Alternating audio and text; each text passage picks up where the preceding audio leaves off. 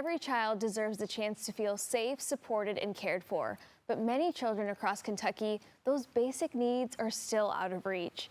Sunrise Children's Services works with young people facing trauma, instability, and difficult circumstances, helping provide not only immediate care, but the tools, support they need to rebuild those healthy futures. Here to tell us more are Benita and Dale from Sunrise Children's Services. Thanks for joining us today. Good morning. Thanks for having us this morning. You know, the work that you are doing, not only here in Louisville, but all across Kentucky, it's so important. You're helping so many children in our area. So when you look at children coming into Sunrise today, you know, what kinds of needs are you seeing that they really need right now?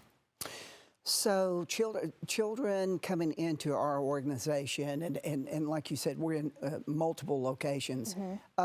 Children are being taken out of homes because of trauma that they've experienced. They're so vulnerable for the things that they have been through. So Sunrise has always been there since 1869.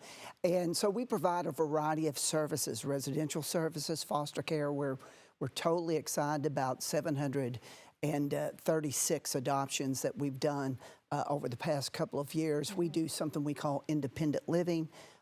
Children at the age of 17 and 18 who are aging out of the system, we can continue to work with them and put them in apartments and give them furniture, help them take those next steps, become those artificial parents that are not there for them right now.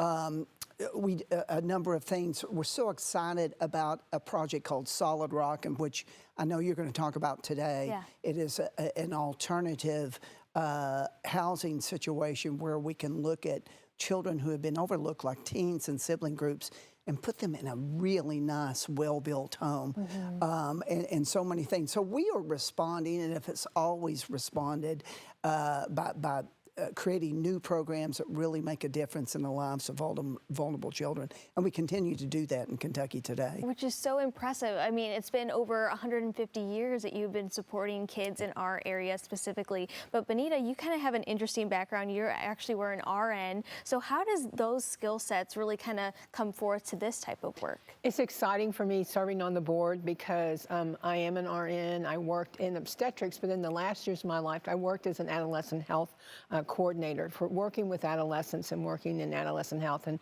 I can tell you that so many of the kids that come into our program, all the kids that come into our program have adverse childhood experiences in their life.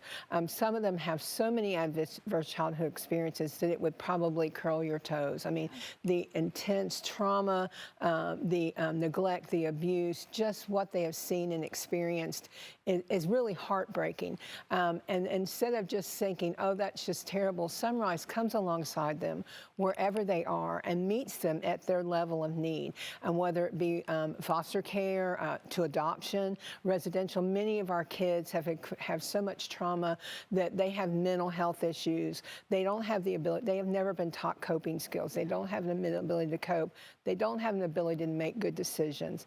They are very angry and they are confused and they just don't know how to deal successfully in life. So we come alongside them using the standards of care that are nationally known and go above and beyond that to meet their needs, provide them therapy, provide them what they need to become successful adults, to have good coping mechanisms, to have good decision-making skills, to have them become a successful person who can contribute to the community, to be compassionate and caring. How important is early intervention?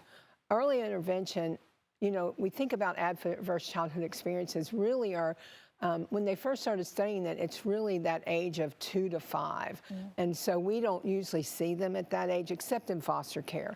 But when they get to a level where they need residential care, you know, they're 8, 9, 10, 15. And so that's been a long time for them that they've experienced this. So we still meet them.